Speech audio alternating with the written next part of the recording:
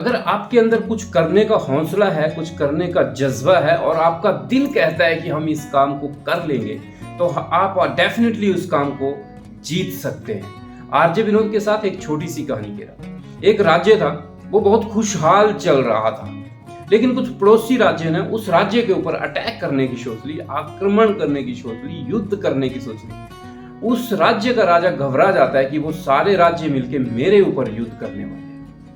वो अपने सेनापति के पास जाता है, अपने सेनापति से कहता है कि सारे राज्य मिलके हमारे ऊपर अटैक करने वाले हैं। सेनापति कहता है कि महाराज, इसकी खबर तो मुझे पहले ही लग चुकी है, लेकिन सारे राज्य मिलके अगर हमारे ऊपर अटैक करेंगे तो हम कभी नहीं जीत पाएंगे, हम ये युद्ध 100% हारने वाले हैं। और अगर आप मुझे कहते हैं इस युद्ध को लड़ने के लिए, तो मैं इस युद्ध को तो नहीं लड़ूंगा, मैं अपनी पोस्ट सेनापति के वहां से रिजाइन कर दूं।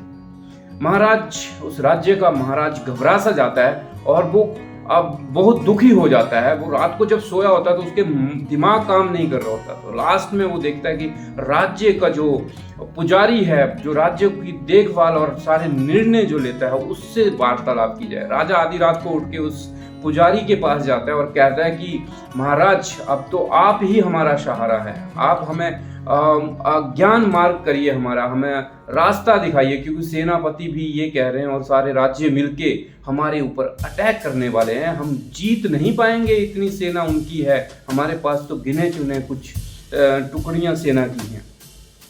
तो महात्मा वो कहते हैं कि राजा जी, पहले तो उस सेनापति को आप अपने वहां से निकाल दो, क्योंकि उसके अंदर जो नेगेटिविटी है कि हम नहीं जीत पाएंगे, तो हमेशा हम हार जाएंगे, डेफिनेटली हम हार जाएंगे।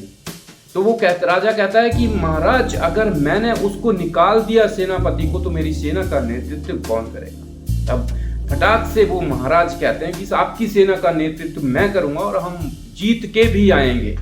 राजा को बड़ा आश्चर्य से लगा कि वो सैनिक और वो सेनापति जो बहुत निपुण है अपनी कुशलता, अपनी ज्ञान में, अपनी बलवान में, शक्ति में, वो इसको हार जाने की बात करता है। और एक महात्मा जो कभी उन्होंने तलवार नहीं उठाई, वो जीतने की बात करते हैं। लेकिन राजा के पास ऑप्शन ना होने के कारण वो उन महात्मा की बात सुन लेता है।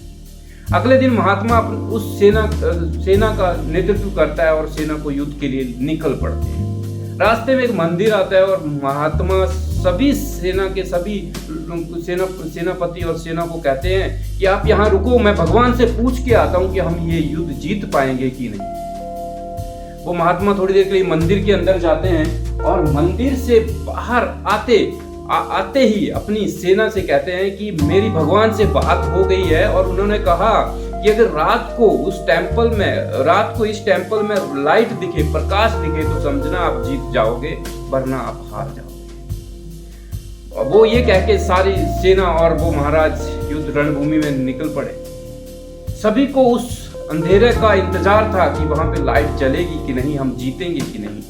जैसे ही अंधेरा हुआ, वहां पे रोशनी दिखी, सबके हौसले बहुत बुलंद हो गए, बहुत जज्बा आ गया, बहुत खून उबाल करने लगा।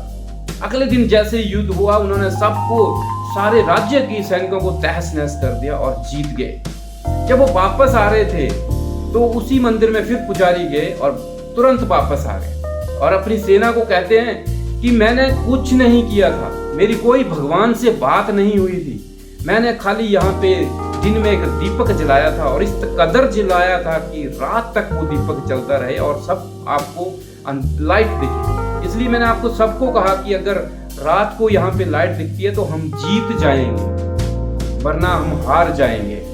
वो मेरे दीपक के जलाने से आपको लाइट दिखी और आपने सबने समझा कि भगवान का संकेत है कि हम जीत जाएंगे, और आपके अंदर हौसला आ गया कि हम इस लड़ाई को जीत सकते हैं, कर सकते हैं, उनको हरा सकते हैं। दोस्तों, छोटी सी कहानी है, लेकिन हमें यह सिखाती है कि अगर आपके अंदर किसी भी काम करने का जज्बा आ जाए कि हाँ, मैं इस काम को कर सकता हूं, तो 30% काम आपका तभी जीत के कगार पे हो जाता है। इसलिए अपना हौसला ना छोड़ें, हर काम को बार बार करें और अपने हौसले बुलंद रखें कि हम इस काम को कर सकते हैं।